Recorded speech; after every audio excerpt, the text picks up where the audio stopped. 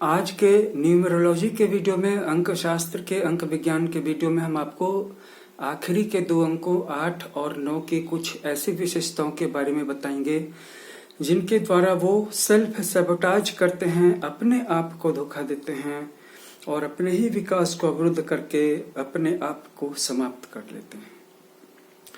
ये वीडियो आपके लिए काफी यूजफुल होगा क्योंकि आप जानते होंगे कि या तो आपका मूलांक 8 या 9 होगा या आपके किसी परिचित का होगा, इसलिए इस वीडियो को अंत तक फॉलो कीजिए। हमारे चैनल को सब्सक्राइब कर लीजिए, इस वीडियो को लाइक कर दीजिए।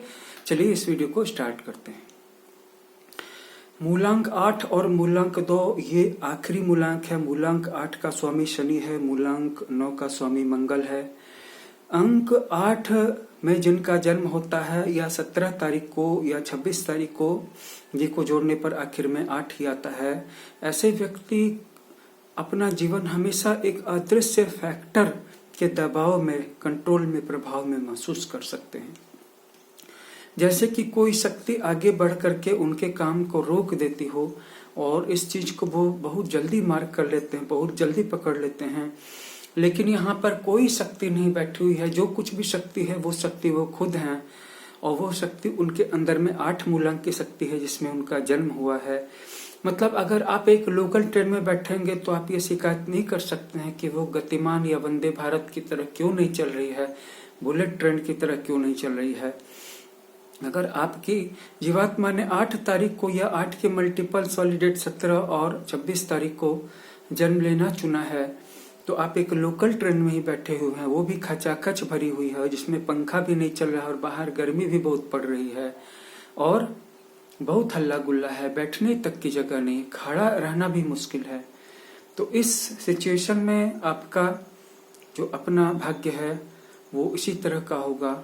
खचाखच भरी ट्रेन होगी, धीरे धीरे आगे बढ़ेगी और आपका जो अपना जो जीवन है वो हमेशा किसी अदृश्य शक्ति के दबाव में, फैक्टर में महसूस होगा जिसका नाम है शनि। आप ये गौर करेंगे कि आपके जीवन में कोई भी काम जब शुरू होता है तो वो बनते बनते रुक जाता है और जो बड़े बड़े काम हैं उनको रोकने के लिए बड़ी बड़ी फोर्सेस हैं। नतीजतन या तो आप भाग्यवादी हो जाएंगे या दार्शनिक हो जाएंगे क्योंकि आपको आराम करना पसंद नहीं है, आपको सपनों की दुनिया में खोना पसंद नहीं है। ऐसा नहीं है कि आप किसी फैंटासी या क्रिएटिविटी के वर्क से अपने आप को जोड़ के उसमें अपने आप को खो सके। यहाँ पर रियलिस्ट है, जैसे कि कन्या राशि रियलिस्ट है। कन्या राशि वालों के अंदर में एकमात्र एडिक्शन होता है न्यूज का, लेकिन 8 मूलांक वालों में तो वो भी नहीं होता। वो निराश होकर के एकांत प्रिय हो जाते हैं, एकांतवासी हो जाते हैं। लेकिन कभी भी किताबों की दुनिया में, सपनों की दुनिया में, ध्यान की दुनिया में, प्रकृति की दुनिया में भाग करके अपनी समस्याओं को भुलाने की कोशिश नहीं करते हैं। दार्शनिक हो जा सकते हैं, सत्य की खोज करेंगे, दर्शन शास्त्र पढ़ेंगे, योग शास्त्र पढ़ेंगे, आत्मा का ध्यान करेंगे और लेकिन फिर भी उनको शांति नहीं मिलेगी। उनको हमेशा लगेगा कि इस दुनिया के जो मैटर्स हैं वो ज्यादा रियल हैं और ये तो सिर्फ मन को बहलाने का एक जरिया है। लेकिन किसी भी दवा का घूंट आप जब ज्यादा लेने लगते हैं तो उसकी आदत पड़ जाती है, फिर उसी की बनाई हुई हेलुसिनेशंस की दुनिया सच मालूम पड़ने लगती है। अगर कोई ड्रग्स लेता है या फिर ऐसा कहा जाए कि सांसों के प्रयोग के द्वारा अपने अंदर में डीएमटी एक्टिवेशन करता है तो इस कंडीशन में भी धीरे धीरे उसको उसकी आदत पड़ जाती है और इस सरकमस्टांस में वो उसका आदी हो जाता है। उसके बाद उसको वही दुनिया सच लगती है और बाकी सारी चीजों को वह उस state of consciousness, state of mind के लिए एक जरिया बनाता है, मीन्स बना लेता है। लेकिन किसी भी चीज को अगर आप जीवन को जीने की शर्त बनाएंगे मूलांक 8 वालों तो आपको निराशा होगी।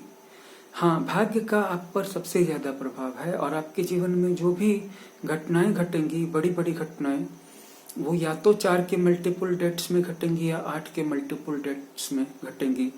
4 तारीख को, 8 तारीख को, 13 तारीख को, 17 तारीख को, 22 तारीख को और 26 तारीख को घटेंगी या फिर उस दिन शनिवार होगा या रविवार होगा। और मजे की बात यह है कि उस दिन भी जो घटनाएं घटेंगी उनका संबंध आपके दुर्भाग्य से ज्यादा होगा, न कि भाग्य से। इतना ही नहीं, जिनका नामांक 8 है, यानी कि किसी का नाम ही ऐसा है जिसमें कि सभी लेटर्स को हम जोड़ दें तो उसमें 8 आता है, या 17 आता है, या 26 आता है, या 35 आता है, तो इस सिचुएशन में भी उनके ऊपर शनि का कंट्रोल आ जाएगा और घटनाएं स्लो हो जाएंगी, धीरे धीरे घटेंगी। एक तरफ आपका भाग्य आपको उठाने की कोशिश कर रहा होगा सारे प्लैनेट्स, और एक तरफ आपको शनि सिकोड़ रहा है, चारों तरफ से दबा रहा है। क्यों दबा रहा है? शनि क्या कहना चाहता है आपसे? इस पर कभी सोचने की कोशिश की है? जब तक आप इसको कभी नहीं सोचेंगे तब तक आप कभी भी आगे नहीं बढ़ पाएंगे, क्योंकि आप अपने जन्म कुंडली के और अपने मूलांक के सबसे बड़े पावर फैक्टर को ही इग्नोर कर रहे हैं।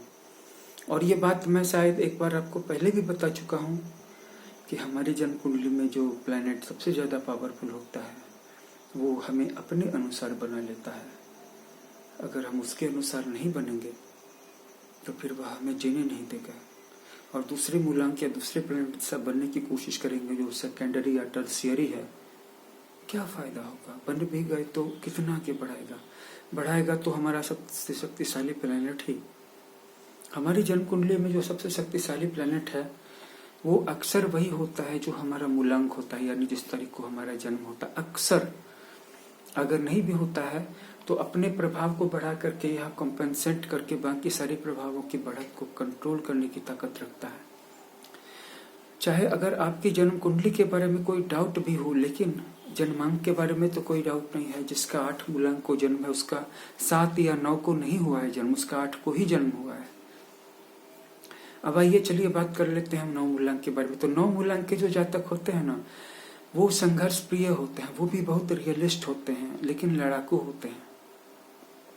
8 मूलांक वाले जहाँ विरोधियों को सामने फेस टू फेस नहीं कर सकते, वैसे ही जो 9 मूलांक वाले जातक होते हैं वो फेस कर सकते हैं, और ताकतवर से ताकतवर शत्रु को भी, विरोधी को भी, कंपटीटर को भी फेस करके उसका मुकाबला कर सकते हैं फिजिकली। जरूरत पड़े तो मारपीट कर सकते हैं, जरूरत पड़े तो बहस कर सकते हैं, अगर कानूनी लड़ाई लड़ने पड़े तो उसके भी दांव पेच उनको पूरे आते हैं। मैं एक 9 मूलांक वाले व्यक्ति को जानता हूँ, उसके जीवन में झूठ और सच 22 से भी ज्यादा मुकदमे थे। उसने हर मुकदमे में जीत हासिल की, इतना ज्यादा उनको पुलिस और जुडिशरी की जानकारी थी। और इस तरह से उसने, एक बार उनकी मुलाकात एक वकील से हुई जिसमें कि वो अपने एक नज़दीक के रिलेटिव यानी कि साले जो कानूनी प्रक्रिया में फंस गए थे झूठे मर्डर केस में। तो जब वकील से वो बात कर रहे थे तो वकील अचंभित रह गया था इनके ज्ञान को देख करके, और वो कह रहा था कि बिल्कुल आपका फिल्मी स्टाइल में लग रहा है, सुनने में फिल्म जैसा लग रहा है। तो जाहिर सी बात है कि ये जो क्षमता आती है ये 9 मूलांक से आती है। कानूनी जानकारी भी बहुत होती है, दांव पेच बहुत ज्यादा होता है, क्योंकि स्वामी मंगल है ना, वही मंगल जिसकी राशियां मेष और वृश्चिक है, जिनके बारे में बता देता हूँ कि मेष राशि कभी भी बैटल फील्ड से हटेगी नहीं, जीवन भर बैटल फील्ड में ही रह जाएगी। और वृश्चिक राशि तो भयानक दांव पेच जानने में हर तरह से माहिर है, और तर्क करके, पंचायत करके, भीड़ भाड़ के बीच में भी गरज करके, लोगों को अपने पक्ष में करके, और सामने मुंह पे सामने दबा करके, उसको तो कानून का सहारा लेने की भी जरूरत नहीं पड़ती है वृश्चिक राशि को। और तो ये सब तो 9 मूलांक की शक्ति है, मंगल की शक्ति है। मैं वृश्चिक राशि के एक ऐसे व्यक्ति को देखा है जिसने कि एक बार उनके एक साधु को उन्हीं के गांव के कुछ रिश्तेदार गोतिया 2-4 लड़कों ने पीट दिया था, पिटाई कर दी थी। तो वो उस गांव के थाने में ही चले गए थे, और थाने में ही एक खाट बिछा करके 2 दिन तक वहीं बैठे रह गए थे, और इतना ज्यादा डांट लगाई थी थानेदार को, और इतनी गाली गलौज वाली भाषा में बात की थी। और जब ये खबर उस जिले के सुपरिटेंडेंट तक पहुंची, एसपी के पास, तो वो एसपी आकर के इनके पास, जिनका वृश्चिक लग्न था, और माफी मांगी और आश्वासन दिया। और 2-3 दिन के अंदर पुलिस ने सरगर्मी बढ़ाई और उन दोनों लड़कों को पकड़ा और उनको उनका लेसन दिया। उसके बाद फिर तब वो वहां से हटे।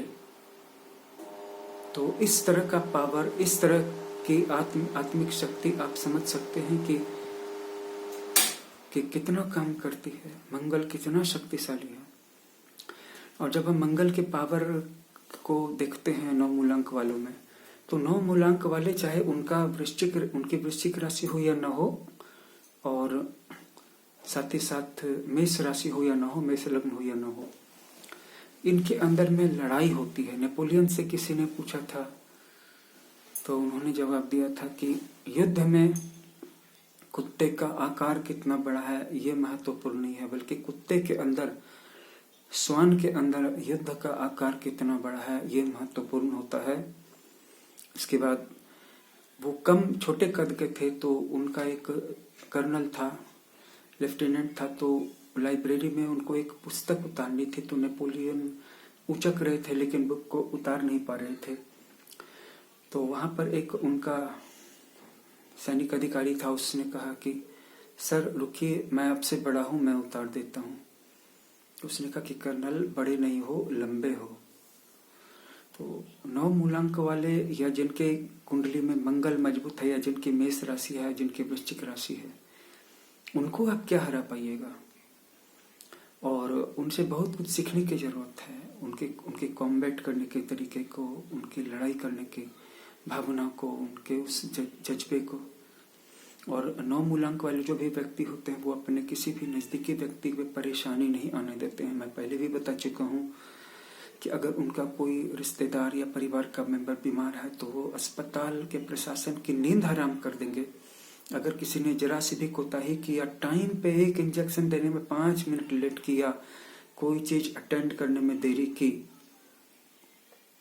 तो 9 मूलांक वाले जो होते हैं वो बहुत अच्छे प्रोटेक्टर होते हैं और संघर्ष करने की क्षमता होती है, आगे बढ़ने की जिज्ञासा होती है, और संघर्ष करने और टकराने से नहीं डरते हैं, जैसे कि 2 मूलांक वाले लोग डरते हैं, या कुछ और मूलांक वाले लोग जो है मुंह मोड़ लेते हैं कि क्या फायदा, तनाव बहुत ज्यादा बढ़ जाएगा, फिर लड़ाई इतनी ज्यादा बढ़ जाएगी कि हम कंट्रोल नहीं कर पाएंगे। नहीं, डरते नहीं हैं। उनकी ये सोच होती है कि अगर जस्टिफाइड बात को मांगने से, अपना हक मांगने से लड़ाई बढ़ जाती है और संबंध खराब हो जाता है, तो हो जाने दो ऐसे संबंध को खराब। तब फिर इसमें बचा क्या कि हम अपनी बात को, अपने हक को मांग नहीं सकें, बोल नहीं सकें, इस डर से कि कुछ लोग नाराज हो जाएंगे। तो हो जाने दो नाराज लोगों को, हो जाने दो संबंधों को खराब।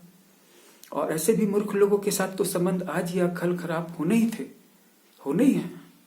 क्योंकि कहा जाता है कि मूर्ख व्यक्ति अगर आपका दोस्त है तो वो दुश्मन से ज्यादा खतरनाक है। क्या पता कब उसका दिमाग फिर जाए, कब घूम जाए उसका दिमाग। और ऐसे भी मूर्ख व्यक्ति को आप बीट नहीं कर सकते हैं। जैसा कि मेरा एक्सपीरियंस है, मूर्ख व्यक्ति आपको बीट कर देगा, उसका एक्सपीरियंस है लड़ने का, वो बात को खींचता चला जाएगा। इसीलिए मूर्ख पड़ोसी से बच करके रहिए। वो आप कोशिश करेगा आपको ड्रैग करने की, आप पुल्ड मत होइए, आप वहां पे आंखें मूंद दीजिए। बल्कि आप हो सके तो उसकी सब बात को सही ठहरा दीजिए। आप उसको कह दीजिए कि तुम ज्यादा बुद्धिमान हो, तुमने हमेशा अच्छी बात सिखाई है। 9 मूलांक वाले अगर आपके कोई सगे संबंधी हो तो आपने देखा होगा, नोटिस किया होगा कि वो हार नहीं मानते हैं।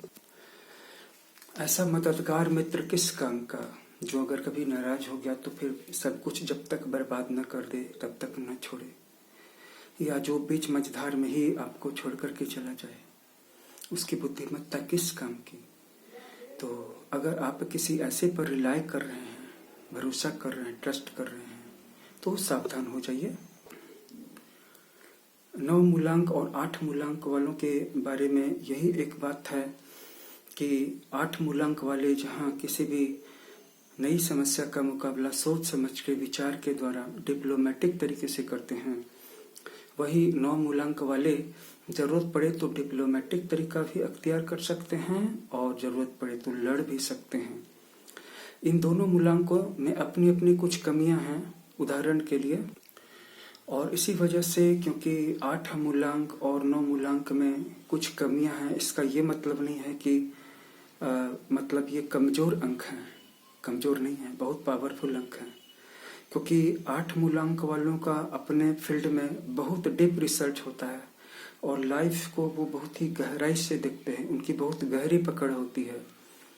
और 9 मूलांक वालों के अंदर जो फाइटिंग पावर होता है, जैसे मैंने बताया कि वो जरूरत पड़े तो डिप्लोमेटिक तरीका भी अख्तियार कर सकते हैं और कानूनी तरीका भी जरूरत पड़े तो तर्क भी कर सकते हैं और शरीर से भी लड़ सकते हैं। बूढ़े भी हो गए हैं 9 मूलांक वाले या मेष या वृश्चिक राशि वाले, तो भी उनके अंदर में गजब मल्ल पावर होती है, मल्ल युद्ध करने की, कुश्ती करने की शक्ति होती है और साहस इतना है और आवाज में इतनी ताकत है और लोगों के मन को पढ़ते हैं। स्वाभाविक है कि लोग इनसे डर से दूर ही रहते हैं, डर करके दूर ही रहते हैं और पीछे भी इनके बारे में जल्दी कोई नहीं बोलता है और अगर बोलता है तो वो उसको याद रखते हैं, छोड़ते नहीं हैं। लेकिन 9 मूलांक वालों को जो लगातार काम करने की जो प्रवृत्ति है ना, कि वो लगातार काम करते हैं, कभी जीवन में रिलैक्स नहीं होते हैं, कभी इनको खुली हवा में रहना चाहिए, इनको वॉकिंग करना चाहिए, इनको कुछ समय अपने माइंड पर जो इनके प्रॉब्लम का जो एक स्ट्रेस आ जाता है कि लगातार किसी चीज को सोचते अपनी आंखें लाल कर लेते हैं और चेहरा गुस्से में भरा हुआ लगता है, ये इससे उनको ठीक कर लेना चाहिए।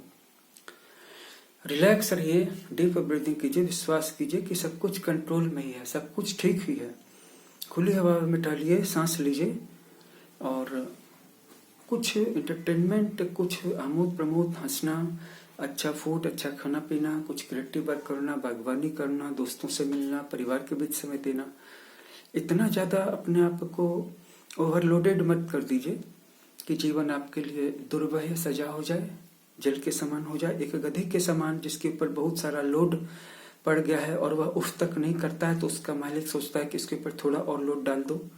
हालांकि ऐसा मालिक भी किसी काम का नहीं है जो अपने गधे के साथ प्रयोग करता है कि इस पर और लोड डाल दिया।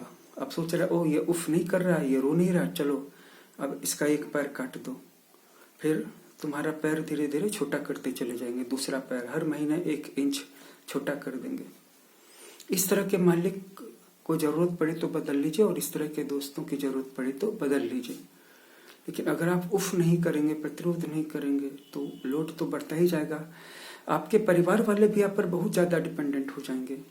आपके परिवार वाले किस तरह डिपेंडेंट हो जाएंगे, क्योंकि जैसे कि घर में बेटा जवान हो गया है लेकिन वो काम नहीं ढूंढ रहा है, क्योंकि उसका बाप बूढ़ा हो गया है लेकिन उसको खिला रहा है।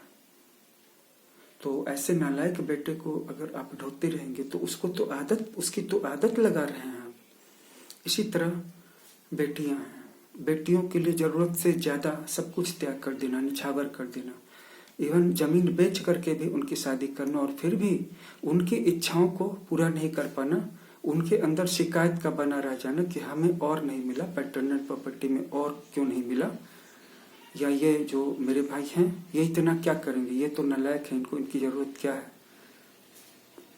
इस तरह के अगर आपके बेटे नालायक बेटे और स्वार्थी बेटियां रहेंगी कि जो बेटे जवान हो गए हैं घर में बैठ करके खा रहे हैं और बेटियां जिनका लालच कि आप कभी नहीं पूरा कर पाएंगे, इसके लिए 70 साल 75 साल की उम्र तक आप बोझा ढो रहे हैं। नहीं, बोझ से कभी कभी पीछा भी छुड़ाना जानी बोलिए, नो भी बोलिए और कड़ाई रखिए, बेटों को काम करने के लिए बाहर निकालिए शक्ति से और बेटियों को उनकी लिमिट याद दिलाइए। नहीं तो आपके मरने के बाद भी ये बेटे भी नहीं सुधरेंगे और बेटियां यही सोचेंगी कि इसने अपनी किडनी क्यों नहीं बेची मरने के पहले, सिर्फ जमीन क्यों बेची मेरी शादी के लिए।